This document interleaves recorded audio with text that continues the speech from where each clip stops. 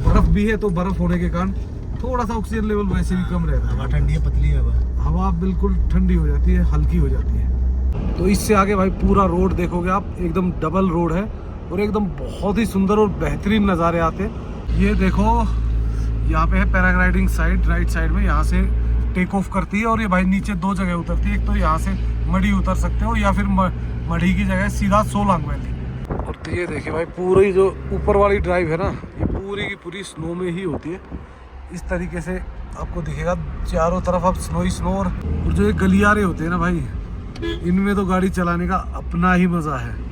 पर ये अभी छोटे छोटे बने हैं ना, तो पहुंच चुके हैं रोहतांग पास। ये देखिए रोहतांग पास, तो क्या पहले इसको रोहतांग पास बोलते थे, अब रोहतांग पास यहाँ से 2 किलोमीटर आगे है जिसको 0 पॉइंट बोलते हैं। और भाई टूरिस्ट देखो खूब मस्ती कर रहे हैं स्नो में। तो ये देखो इस साइड में तो लग रही भाई 1.5-2 फीट बर्फ है। और ये क्या, अच्छा ये स्नो स्कूटर चले हुए हैं, ये देखो निशान जो दिख रहे हैं ना। मैंने सोचा पता नहीं किस चीज़ के निशान है। अबे तुम अब टारगेट ज़्यादा हो। ओ भाई साहब, और ये देखो भाई ये लेता है पूरे मजे जिमनी के। देखो देखो कितना फंसा दिया, बिल्कुल बराबर तक जिमनी का जो अपना बेस है उसके बराबर तक घुसा दिया। और देखो भाई कैसी चमक मार रही है ना। तो जब भी आप ये देखो भाई उड़ता तीर भाई लेना ऐसा हो सकता है इसमें तो जड़। अब देखिए करेगा एक बार तो ये करेगा कांड बस। अब इसकी जो खुजली है वो धीरे धीरे ये बर्फ खत्म कर देगी। इधर भी भाई हटी हुई है देखो बर्फ, फिर भी मतलब कॉर्नर्स पे दिख रही है ना, एक एक यहाँ तो 2-2 2.5 फुट दिख रही है हमें। इस साइड ज्यादा बढ़िया लग रहा है यार। हाँ इस साइड में ज्यादा व्यू भी बढ़िया आ रहे हैं, नज़ारे भी सुंदर है। हेलो दोस्तों, दोस्तों स्वागत है आप सबका एक नई वीडियो में। और दोस्तों मैं आपका दोस्त बेफिक्रा ओवरलैंडर। और दोस्तों अभी हम है रोहतांग पास में। तो इस वीडियो में आप देखने वाले हो कितनी है बर्फ रोहतांग पास में, कैसे है रास्ते और कहाँ कहाँ तक खुला हुआ, कौन कौन सी गाड़ी अलाउड है, तो सब कुछ देखोगे इस वीडियो में। तो चलो दोस्तों चलते हैं और करते हैं इस वीडियो की शुरुआत। गुड मॉर्निंग दोस्तों। सो दोस्तों एक नए दिन में स्वागत है आप सबका और एक नए ब्लॉग में भी। और दोस्तों आज हम जा रहे हैं रोहतांग पास। और रोहतांग पास है मनाली से लगभग 50-51 किलोमीटर के आसपास। तो 51 किलोमीटर का ये सफ़र होने वाला है। लगभग हमें 2 घंटे के आसपास लगने वाला है। और रोहतांग पास में बहुत अच्छी खासी बर्फबारी हुई है और उसके कारण लगभग 3-4 फुट 5 फुट के आसपास कई जगह तो बर्फ़ हो रखी है। तो आज चलते हैं दोस्तों और देखते हैं कितनी बर्फ़ है अभी रोहतांग में। क्योंकि अभी जो रोहतांग में बर्फबारी हुई है ना, अब ये बर्फबारी पूरा अगले अप्रैल तक रहेगी। क्योंकि रोहतांग में जो एक बार इतनी हैवी बर्फ़ आ जाती है ना, तो वो जम जाती है और वहाँ पे से बहुत जल्दी मेल्ट नहीं होती, क्योंकि वहाँ पे टेम्परेचर बहुत ज़्यादा कम होता है। तो रोहतांग के रास्तों के बारे में अगर बात करूँ तो भाई देखो ये तो मनाली में तो 1-2 जगह ये जो लैंडस्लाइड वगैरह हुए थे उसके कारण थोड़ी सी प्रॉब्लम है। अदरवाइज इससे आगे अगर हम जाएंगे तो यहाँ से फिर आपको जैसे ही आप कोठी तक जाते हो ना, कोठी तक कोई प्रॉब्लम नहीं है। कोठी से आगे थोड़ा सा प्रॉब्लम स्टार्ट होती है कि रास्ते अभी BRO काम कर रहा है तो उसके कारण थोड़ा बन रहे हैं, तो जगह जगह टूटे हुए। अदरवाइज अगर आप जाते हो अटल टनल होते हुए, कोकसर होते हुए, तो वो रास्ता बिल्कुल क्लीन है, बहुत ही अच्छा है, डबल है। तो देखते हैं अगर हमारा प्लान हुआ तो हम आपको दोनों ही रास्ते दिखाएंगे। तो आज की जो जर्नी होने वाली है वो है हम 3 मित्र, मैं, सागर और ये देखो पीछे हिमाचली ट्रैवलर दीपक भाई। तो हम तीनों कर रहे हैं आज सफ़र, तीनों भाई मौज मस्ती करते हुए हम जाएंगे रोहतांग पास। वहाँ करेंगे खूब सारी मस्ती। और जो भाई रोहतांग पास की जो हाइट है वो लगभग 4000 मीटर और 15000 फीट है। तो 13,000 सॉरी मैं भूल गया था, 13,000 फीट है, 13,050 फीट है टोटल। तो मतलब बहुत ज़्यादा हाइट नहीं है, क्योंकि जो लोग पासिस रेगुलर ट्रैवल करते हैं तो उनके लिए कोई बहुत ज़्यादा वो नहीं है। पर हाँ, जो लोग जैसे आज ही मनाली में लैंड हुए और आज ही अगर रोहतांग पास चले गए ना भाई, तो उनको हल्की फुल्की ऑक्सीजन की कमी महसूस होती है। हम यहाँ ऑलरेडी हमारी बॉडी एक्लेमेटाइज है, तो हमें उन चीज़ों से बहुत ज़्यादा फर्क नहीं पड़ता। पर एक नए बंदे के लिए बहुत ज़्यादा इफेक्टिव हो सकता है, कई बार इफेक्ट कर देता है भाई, प्रॉब्लम आ जाती है। दूसरी बात क्या है कि भाई बर्फ़ भी है, तो बर्फ़ होने के कारण थोड़ा सा ऑक्सीजन लेवल वैसे भी कम रहता है। हवा ठंडी है, पतली है हवा बिल्कुल ठंडी हो जाती है, हल्की हो जाती है। तो दोस्तों जो नुकसान हुआ था उसकी रिपेयरिंग स्टार्ट हो चुकी है दोबारा धीरे धीरे। ये देखिए इधर भी काम चल रहा है और मोस्टली हर वो जगह जहाँ पे भी नुकसान हुआ था वो दोबारा स्टार्ट कर रहे हैं और बहुत जल्दी इसको कंप्लीट भी कर देंगे। और इधर आ चुके हैं हम उर्वी बेकर्स पे। तो आते जाते हमारी एक चाय मिस हो जाती है यहाँ पे अब, नहीं तो पहले हम एक चाय यहाँ पे लेते थे आते जाते जैसे भी होता था। और आप जैसे ही यहाँ से निकलते हो ना भाई, यहाँ पे आप देखो बहुत सारे आपको बोर्ड मिलेंगे। ये 118 नंबर 123 नंबर, एक्चुअल में ये जो बोर्ड्स हैं ये है दुकानें जो कोट और बूट, कोट मतलब ये पूरा ऊपर वाला और बूट में यानी कि जूते, वो सब देते हैं रेंट पे। तो जो स्नो पे जा रहे हो तो आप अगर बर्फ में जा खेलना चाहते हो, फुल एंजॉय करना चाहते हो ना, तो भाई ये बहुत बहुत ज़रूरी है। इसको अपने कपड़ों के ऊपर पहन सकते हो और भाई आप बर्फ में फिर जैसे मर्जी फिसलो जो करो, आपके अपने कपड़े गीले नहीं होती और आपको ठंड भी नहीं लगती। तो कुछ नहीं है, 200-250 रुपये, आई थिंक 250 रुपये रेंट है इसका, 250 लिखा हुआ है। अगर आप सिर्फ ऊपर ऊपर का लेते हो और फुल सेट लेते हो तो 250 रुपये, वैसे 200 रुपये है। तो अगर आप इंजॉय करना चाहते हैं ना फुल, तो आपको ले लेना चाहिए किसी भी दुकान से। तो मनाली से निकलते ही लगभग 4-5 किलोमीटर के आसपास आता है नेहरू कुंड, जो है आपके राइट साइड में। तो यहाँ पे आप देखोगे काफ़ी लोग हैं ना, यहाँ के लोकल लोग भी मोस्टली पानी यहीं से लेके जाते हैं पीने के लिए, क्योंकि बहुत ही प्योर और एकदम बिल्कुल ठंडा पानी होता है। तो काफ़ी बार हमने भी यूज़ किया, तो थोड़ा सा डिफरेंट टेस्ट होता है। तो अगर आप यहाँ से ट्रैवल कर रहे हो तो यहाँ से पानी भर सकते हो अपने लिए। तो हम पहुँच चुके हैं पलचान, और भाई पलचान से यहाँ से रास्ता अलग होता है। एक रास्ता तो सोलांग वैली होते हुए अटल टनल होते हुए जाता है, और जो दूसरा रास्ता है वो कोठी मढ़ी होते हुए जाता है। तो अभी हम जो जिस रास्ते को ले रहे हैं वो है कोठी मढ़ी वाला। तो आपको दिखा देते हैं कहाँ से डाइवर्शन होने वाला है। तो आप देख पाओगे सामने ये है सोलांग वैली वाला बोर्ड। सोलांग वैली यहाँ से 3 किलोमीटर है, अटल टनल 14 किलोमीटर है, केलोंग 57 और स्टिंगरी 65 और दारचा, सरचू, ले, निम्मू सब यहाँ से दिया है। और हम जाएंगे यहाँ से हमने ले लिया है राइट। और ये देखो ये जितनी भी गाड़ियाँ जा रही है ना, तकरीबन टैक्सी नंबर ये वहीं जा रही है रोहतांग पास की। ये चढ़ा। तो फिलहाल हम पहुंच चुके हैं कोठी, और कोठी में भाई जैसे रोपवे का काम चालू हो रखा है ना, इधर रोपवे स्टेशन बन रहा है और ये देखिए सामने से चल रहा है काम। तो अभी सामान वगैरह उतार रहे हैं, सामान वगैरह उतार के और अब इसको साइड में करेंगे, तब जाके हम आगे निकलेंगे। तो ये छोटे मोटे काम हर जगह चल रहे हैं। फिर कंस्ट्रक्शन का काम भी रोड के चला हुआ है। और ये देखिए शायद कोई बड़ा पार्ट आया हुआ, इसलिए क्रेन आई है निकालने के लिए ट्रक से। तो धीरे धीरे हम पहुंचने वाले हैं गुलाबा बैरियर पे, और गुलाबा बैरियर पे चेक होती है आपकी परमिशन, जो आपको कटानी पड़ती है ऑनलाइन। तो परमिशन आप कटवा सकते हो, वो आपके व्हीकल की होती है, पर्सन की नहीं। वो एक गाड़ी में कितने भी पर्सन हो सकते हैं। तो अभी फ़िलहाल जाएंगे वहाँ पे, परमिशन वगैरह चेक कराएंगे और उसके बाद हम आगे निकलेंगे। तो ये देखिए दोस्तों, जो हमने दिखाया था ना रास्ते में, तो एक्चुअल में ये बनाए हुए हैं इस तरीके के पोल बने हुए हैं। और ये पोल भाई बस कनेक्ट करना है तार से, और तार से कनेक्ट होते ही सीधा रोप वे चालू। तो हो सकता है भाई अगली ठंड में हम रोप वे से ही जाएं। तो दोस्तों यहाँ पे हो गया अपना एंट्री, और एंट्री होके यहाँ से हम आगे निकलते तो रजिस्टर्ड हो जाते हैं कि भाई ये गाड़ियाँ गई है एनजीटी में, वो रजिस्टर्ड होती है, बाकायदा परमिशन उनकी एनजीटी से मिलती है। और तब आप यहाँ से आगे ट्रैवल कर सकते हो। और सिर्फ आपके 4 व्हीलर ही अलाउड है। आपकी साइकिल हो या फिर आपके पास मोटरसाइकिल हो, वो अलाउड नहीं करते। सिर्फ और सिर्फ जब बाढ़ में अटल टनल बंद हुई थी, तब इमरजेंसी में ही उन्होंने कहा था कि भाई बाइक्स जाएंगी, और वो भी सिर्फ 3 या 4 दिन के लिए अलाउड किया था, और उसके बाद इसको फिर बंद कर दिया गया है। तो ये देखिए भाई, ये है रोपवे का फर्स्ट स्टेशन। तो काफ़ी सुंदर बना हुआ है, और फ्लैग हर उस पे लगे हुए इनके।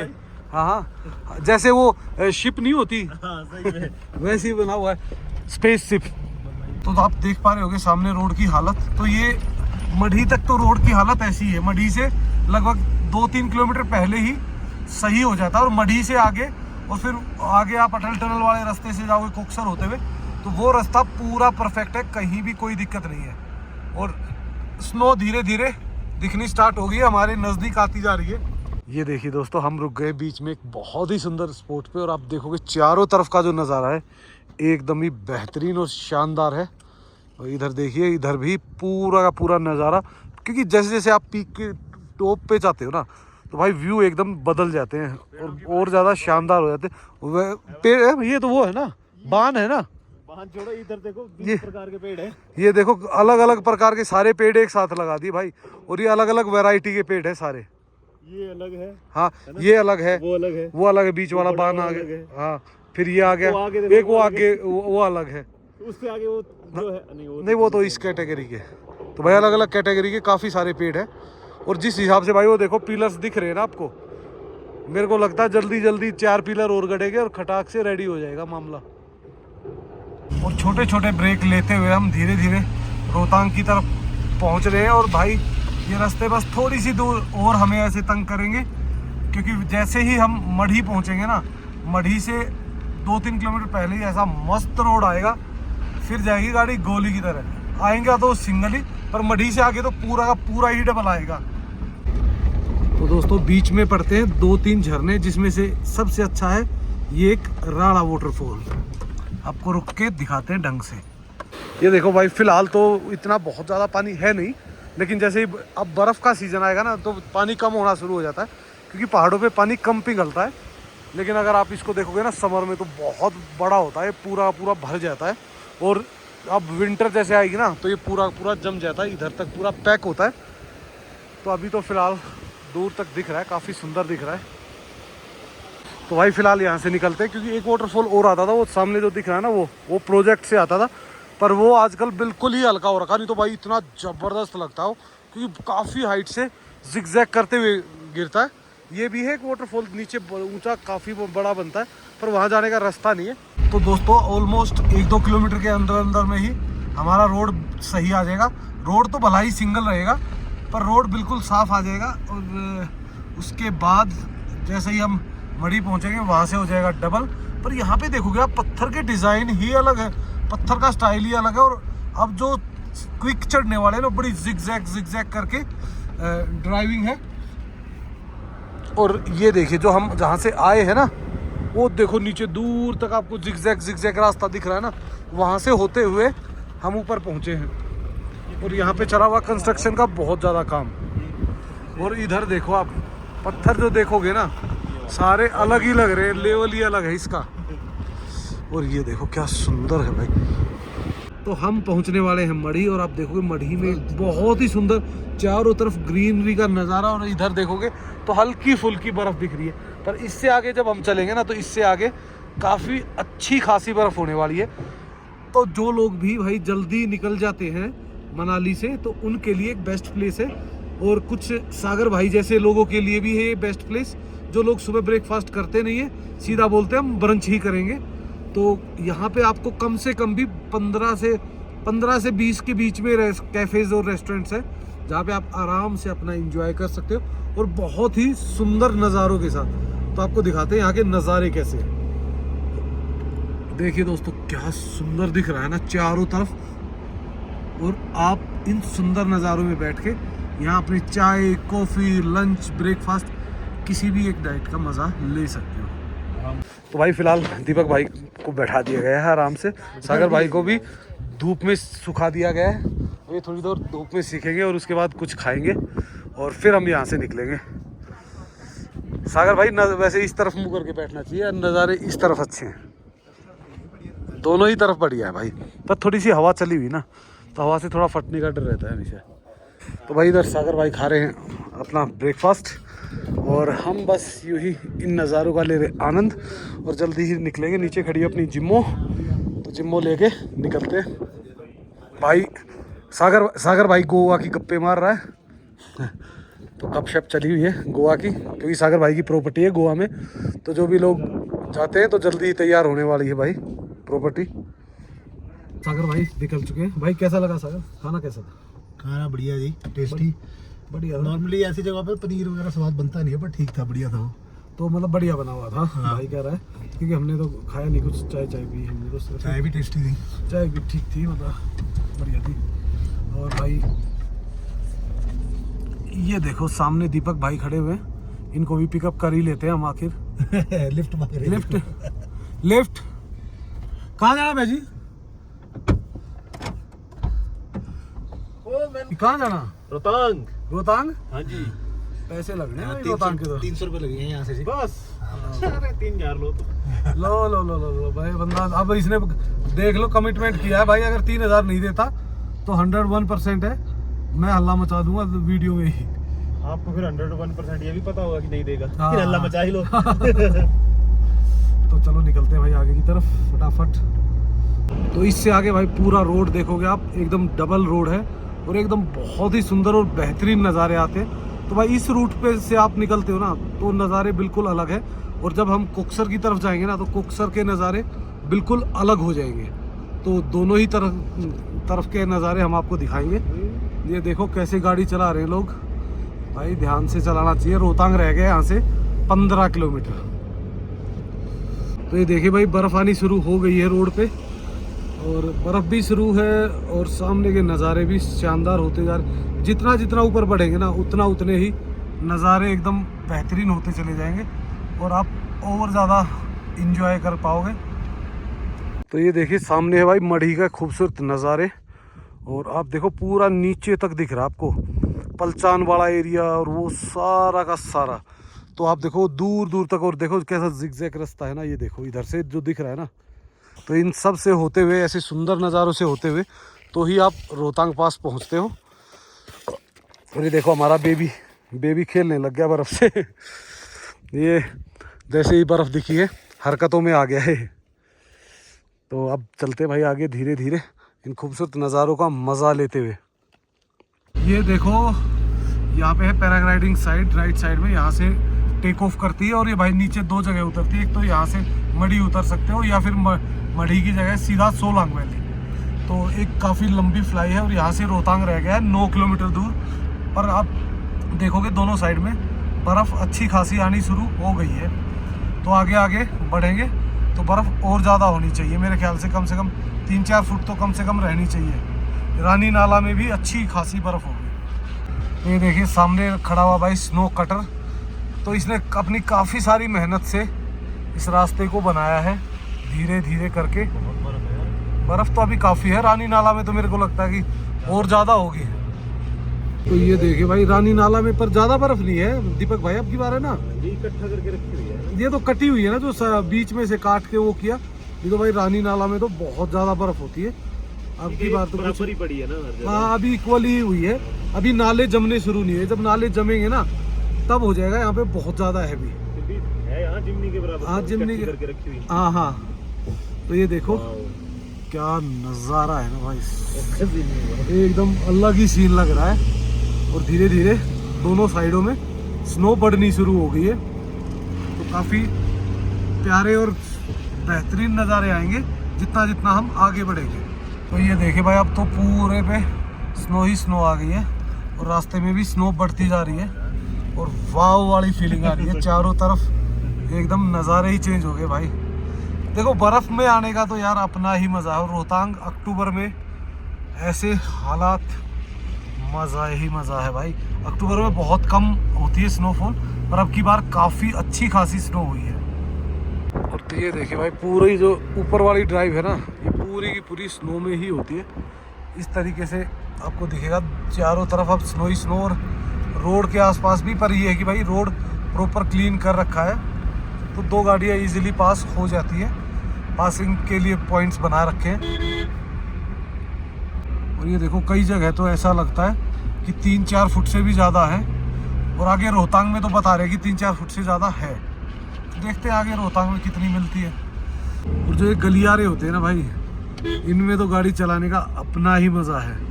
पर ये अभी छोटे छोटे बने हैं ना, तो अब जैसे दिसंबर जनवरी में ये बन जाते हैं 5-5, 8-8, 10-10 फुट के, तब तो अलग ही लगता है। ऐसा लगता है कि आप एक गुफा में चल रहे हो बर्फ़ की। और ये देखो कैसे पक गया है ना, ये दिक्कत करती है। अब आगे आगे क्या होगा, ये पानी जैसे मेल्ट होगा ना और रोड पे आया करेगा तो जम के और ब्लैक आइस बन जाया करेगी इसमें। तो पहुंच चुके हैं रोहतांग पास। ये देखिए रोहतांग पास तो क्या, पहले इसको रोहतांग पास बोलते थे, अब रोहतांग पास यहाँ से 2 किलोमीटर आगे है जिसको 0 पॉइंट बोलते। और भाई टूरिस्ट देखो खूब मस्ती कर रहे हैं स्नो में, जाने देंगे ना। हाँ। तो ये देखो पूरा लोग अपना आराम से एंजॉय कर रहे हैं, बढ़िया। और जो लोग देखो आप मैक्सिमम आप देखोगे यहाँ पे लोग स्नो सूट पहने हुए हैं, तो स्नो सूट का ये फ़ायदा, जहाँ मर्जी लेटो, जहाँ मर्जी खेलो, बर्फ़ फेंको, बर्फ़ में लेटो, कुछ भी करो, आपके जो अंदर मेन ड्रेस है उसको कोई इफेक्ट नहीं पड़ेगा। छोटे छोटे बच्चे भी खेल रहे हैं भाई, अभी धूप कोई बहुत ज़्यादा तेज़ है नहीं। तो ये देखो, और भाई साहब कैमरामैन को देखो, आप लेट गए हैं रोड पे बिल्कुल। बहुत ही बेहतरीन कैमरामैन। तो ये है चारों तरफ के नज़ारे, और ये सामने दिख रहा है आपको टेम्पल, ये देखिए जहाँ पे व्यास ऋषि का टेम्पल है, बहुत ही सुंदर है। और बर्फ में ये देखो लोग पैदल जा रहे हैं उस तरफ भी, टेम्पल की तरफ भी, और हम भी धीरे धीरे आगे 0 पॉइंट की तरफ बढ़ रहे हैं। इन ट्रन्स पे आप देखोगे स्नो कुछ ज़्यादा ही मिलती है, और ऊपर भी यार जो बता रहे थे ना कि भाई 4-4, 5-5 फुट बर्फ है, इतनी तो नहीं है भाई, पर ये है कि अभी प्रेजेंटली 1.5-2 फीट तक तो है, जगह जगह के ऊपर है। 0 पॉइंट पे भी अगर आप बात करो तो 1-1.5 फुट ही बर्फ है। तो जो लोग कह रहे हैं कि भाई 5 फुट है, 7 फुट है, 10 फुट है, ऐसा कुछ भी नहीं है भाई। बर्फ पिघल भी नहीं सकती भाई, नहीं इतना ही पिघल सकती भाई, हो सकता है 1-8 फुट भाई पिघल गई हो जब गिरी हो, पर इतनी भी ज़्यादा नहीं पिघलती भाई, कि इतनी ज़्यादा पिघलेगी तो पूरा ही वो हो जाएगा मेल्ट, और एकदम जमी हुई हार्ड बर्फ मिलेगी। और ये देखो टैक्सियाँ, अब क्या है कि हर जगह पॉइंट बने हुए, जहाँ आपका दिल करता है वहाँ गाड़ी लगाओ और आराम से अपनी स्नो का एंजॉय करो। और ये पहुँच गए हैं हम 0 पॉइंट, रोहतांग पास 0 पॉइंट, और उस सामने रोहतांग पास का आपको बोर्ड भी मिलेगा। स्नो काफ़ी अच्छी खासी, फुल एंजॉय। कोई भी जो स्नो की एक्टिविटीज़ जितनी भी होती हैं वो सारी एक्टिविटीज़ ऑन है, और टूरिस्ट बहुत यहाँ तो काफ़ी दिख रहे हैं, क्योंकि भाई स्नो के लिए आ रहे हैं, तो टूरिस्ट तो इधर मिलने ही मिल रहे हैं। तो आप देखोगे सबसे ज़्यादा जो एक्टिविटीज़ इस उसमें होती है वो स्नो स्कूटर होती है, एक ट्यूब स्लाइड होती है, आगे आगे आगे आगे कहीं साइड में रोकेंगे, हाँ, ऊपर में लगाते हैं यार, बढ़िया। और भाई भुट्टा और मैगी ना मिले स्नो पॉइंट पे, ऐसा हो ही नहीं सकता। अगर 10 दुकानें होंगी तो 8 दुकानों में मिलेगा ही मिलेगा। इस साइड में आप देखोगे, इस साइड में टूरिस्ट ज़्यादा मिलता है आजकल, कोक्सर साइड में, क्योंकि लोग कोक्सर साइड से ज़्यादा लोग ट्रैवल करने लग गए, क्योंकि ये रोड बिल्कुल साफ है। तो ये देखो इस साइड में तो लग रही भाई 1.5, 2 फीट बर्फ है। और ये क्या, अच्छा ये स्नो स्कूटर चले हुए हैं, ये देखो निशान जो दिख रहे हैं ना, मैंने सोचा पता नहीं किस चीज़ के निशान है, पर ये स्नो स्कूटर जो होते हैं ना वो चलाते हैं। स्की, स्नो स्की बोल दो या क्या बोलते हैं एग्जैक्टली भाई, बता देना कमेंट करके, मैं तो भूल चुका हूँ, क्योंकि काफ़ी दिन से वो नाम यूज़ ही नहीं किए ना, तो कुछ वर्ड्स भूल जाते हैं अक्सर। और ये देखो भाई वहाँ से वहाँ तक, वहाँ से पूरी की पूरी ही स्नो है। और ये देखो ये बंदा हरकत ना करे ना, ऐसा हो नहीं सकता। कुछ ना कुछ हरकत जब तक नहीं करता तब तक ये बर्फ़ में नहीं। ये जूते भी मैंने वैसे डाल लिए यार, ऐसे ही अभी तक तो सॉफ्ट है, यानी कि इसका भाई अगर सॉफ्ट है तो इसका मतलब पिघली नहीं है। अगर सॉफ्ट ना होती ना, अगर हार्ड हो जाती तब तो ये लगता कि ज़्यादा पिघल रही है। तो बहुत सॉफ्ट है, बढ़िया एकदम मज़ेदार बर्फ़ है। तो आप लीजिए नज़ारे धीरे धीरे। सागर भाई वो देखो उधर, सागर भाई भी ये देखो, इसके अलग ही बात होती है। सागर भाई अबे तुम अब टारगेट ज़्यादा हो। ओ भाई साहब, तो भाई एक से बदला ले लिया है, एक बचा है, उसको भी लपेटने वाला हूँ मैं। ज़्यादा ही कुछ इंजॉय कर रहा था, पूरा पूरा अंदर तक लगा दिया इसने। और ये देखो हमारे सागर को भी कुछ ना कुछ नए नए कबाड़े करने की इच्छा है, पर ये गलत जगह से ही जा रहा है भाई, उधर से ही जाओ सागर भाई। और ये देखो नीचे भी लोग स्लाइड कर करके यहाँ से बर्फ़ से जा रहे हैं धीरे धीरे, और उधर से भी लोग ट्यूब स्लाइड कर रहे हैं, देखो उधर से, और लोग ऊपर तक जाते हैं वहाँ, ओ एंड पॉइंट तक काफ़ी लोग गए हुए हैं। पर वैसे ऐसा कुछ है नहीं, सेम वही है, थोड़ा सा व्यू उधर का मिल जाता है वहाँ ऊपर जाने के बाद। मैगी, ऑमलेट, चाय, ओ ये देखो ये जब तक ख़राब नहीं करेगा ना, मिट्टी निकाल दी, मिट्टी कपड़े ख़राब हो जाएंगे सागर भाई। हाँ इतना ही, वो ज़्यादा नहीं करना, इतना ही काफ़ी है। तो अब हम निकल चुके हैं कोक्सर की तरफ, और कोक्सर यहाँ से पड़ता है एग्जैक्टली 20 किलोमीटर। तो कोक्सर की साइड में आप देखोगे टूरिस्ट कोक्सर साइड से ज़्यादा आते हैं, क्योंकि रोड भाई एकदम चकाचक है, पूरा डबल है, और कोक्सर साइड से क्या है कि एक साथ आप कई चीज़ें कवर कर लेते हो, जैसे सोलांग वैली हो गया, अटल टनल हो गया, सिसु हो गया, कोक्सर हो गया और उसके बाद सीधा रोहतांग पास। तो इस कारण आप देखोगे उस साइड में भी आपको काफ़ी सारी गाड़ियाँ खड़ी हुई मिलेंगी। और बर्फ़ भाई उस तरफ भी इतनी थी और इस तरफ भी, जहाँ धूप लग रही ना वहाँ से तो देखो बीच बीच में क्लियर होना शुरू हो गया है। बाकी जहाँ धूप कम है साइड में है या जिसमें हैवी वो था, वहाँ अभी बची हुई है 1-1, 1.5 फुटी। पर वो नहीं है, हमने जो सोचा था ना, फील किया था कि भाई पूरे गलियारे भरे मिलेंगे, वो कुछ नहीं है। और ये जो सामने दिख रहा है ये है, नीचे जो रास्ता जाता है वो जाएगा आपका काजा की तरफ, चंद्रताल की तरफ। तो अभी चंद्रताल भी खोल दिया गया है, पर भाई वो डिपेंड करता है क्योंकि अभी फ़िलहाल 4x4 ही छोड़ रहे थे उस दिन जो हमें इन्फॉर्मेशन मिली थी। आज का हमें पता नहीं अभी। दोस्तों काफ़ी दिन ठंड में रह के देखो भाई होठों का ऐसा बुरा हाल हो गया, एकदम फट चुके हैं। तो भाई अभी कल निकलेंगे, आज या तो आज रात को या कल रात को हम निकलेंगे दिल्ली की तरफ, वहाँ करेंगे रेस्ट। एक तो स्किन ऐसी डार्क हो रखी, सनबर्न हो रखा है, तो वो थोड़ा सा ठीक हो जाएगा। हफ्ता 10 दिन दिवाली भी मना लेंगे और उसके बाद डिसीजन लेते हैं कि कब आना है। सागर भाई, हाँ जी, इस साइड में कुछ ज़्यादा लग रही है ना स्नो उधर के मुकाबले? इधर कम लग रही है मेरे को तो। पता नहीं, उधर ज्यादा थी ना भाई, उधर ज़्यादा थी, पर ये जैसे कवर्ड है ना ऊपर तक, हाँ एक लेयर में बना जो हुआ है। लेयर जो बनी हुई ना मतलब सारा वाइट है। वो बढ़िया है, वो एकदम मस्त है।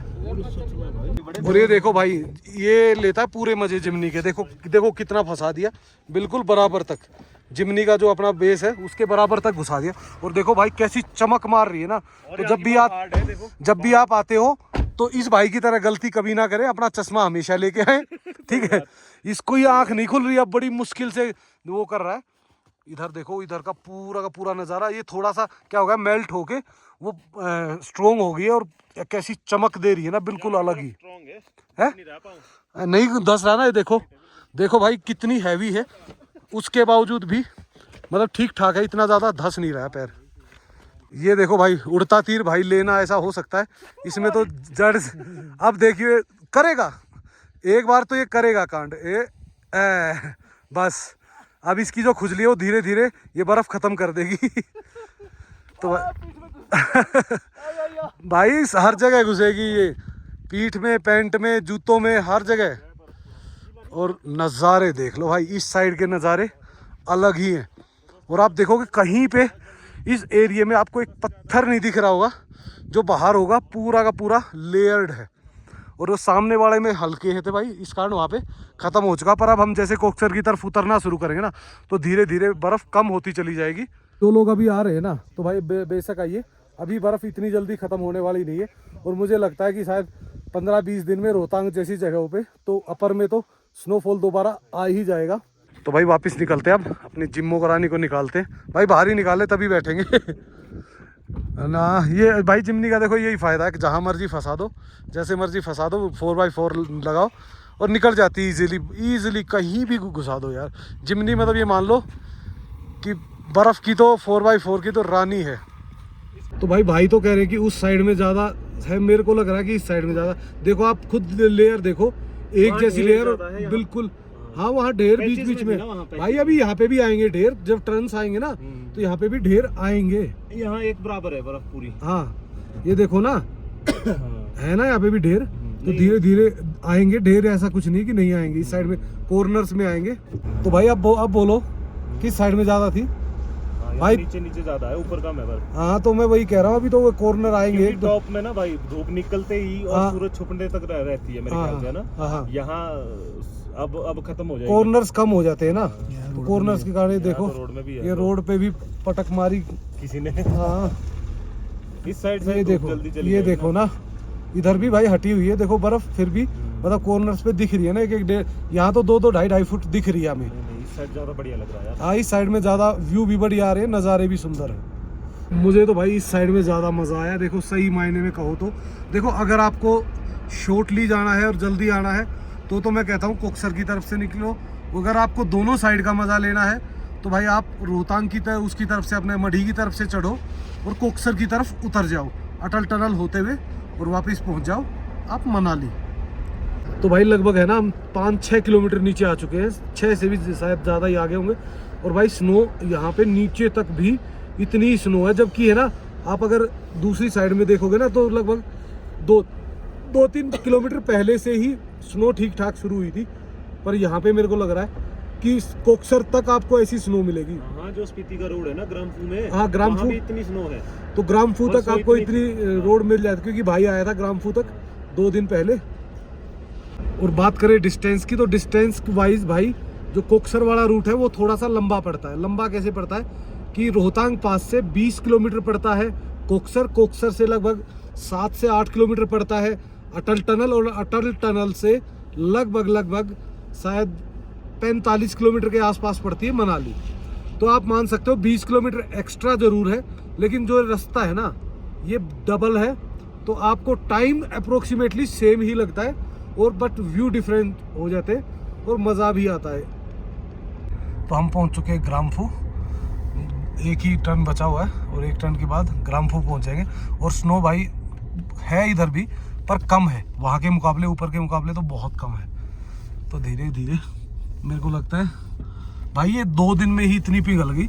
आपने मैंने अभी भाई आया था 3-4 परसों काफ़ी थी, और 2 ही दिन में बहुत कम हो गई। हाँ भाई की वीडियो है, दीपक भाई की वीडियो में देख रहा आप, काफ़ी बर्फ़ थी 2 दिन पहले। दोस्तों ये है ग्राम्फू, जहाँ पे आपके परमिट वगैरह चेक होते हैं। यहाँ से नीचे जाओगे तो आप सीधा चले जाओगे चंद्रताल और काजा। तो दोस्तों अभी हमने पता किया है कि यहाँ से काजा जो 4x4 है वो भी जा रही है, 4x2 को भी छोड़ दिया गया है। तो अब कोई भी व्हीकल, चाहे आपकी बाइक है, 4x4 है, 4x2 है, सभी अलाउड है। और भाई आप अगर जा रहे हो काजा या चंद्रताल तो आपको किसी परमिट की ज़रूरत नहीं है, लेकिन अगर आप जाओगे रोहतांग तो आपको परमिट की ज़रूरत पड़ेगी। भाई ये जो लोग आपको दिख रहे होंगे ना सामने, ये वो लोग हैं जिनके पास परमिट नहीं है। वो यहाँ तक या तो यहाँ बर्फ़ में खेल सकते हैं, या फिर यहाँ से 4x4 लेके या फिर 4x2 कोई भी टैक्सी लेके, जिनके पास परमिट है वहाँ से ऊपर जा सकते हो। ये देखो काफ़ी गाड़ियाँ खड़ी है, जो लोग जिनके पास परमिट नहीं है। तो भाई कोक्सर रह गया यहाँ से 2 किलोमीटर और स्नो हो चुकी है बिल्कुल ख़त्म। तो कोक्सर से आप जाओ, ग्राम्फू से ऊपर ही स्नो स्टार्ट होती है, और उधर जाओगे तो मतलब आप मानिए रोहतांग से लगभग 3-4 किलोमीटर तक, 5 किलोमीटर मैक्सिमम होगा, जहाँ पे स्नो मतलब रोड पे आपको देखने को मिल सकती है। तो भाई पहुंच चुके हैं कोक्सर, और कोक्सर से आगे की वीडियो देखो यार, क्या बनाना अटल टनल वगैरह की, वो सारी वीडियो आपने 2 वीडियो पहले देखी है, उसमें कुछ एक्स्ट्रा कुछ है नहीं। तो भाई इस वीडियो को कर देते हैं यहीं पे एंड। ये वीडियो हमने स्पेशल बनाई थी सिर्फ रोहतांग के लिए, कि रोहतांग में कितनी स्नो बची हुई है और रास्ते क्या है, कौन कौन सी गाड़ियाँ जा रही है। तो भाई सभी गाड़ियाँ जा रही है, रास्ते बिल्कुल क्लियर है, बाइक अलाउड होती ही नहीं है। तो आप कोई भी 4x4, 4x2 गाड़ी लेके रोहतांग जा सकते हो। और दोस्तों इस वीडियो को कर देते हैं यहीं पे एंड, और जल्दी ही आपको मिलते हैं एक नई वीडियो में। So okay, bye bye and take care.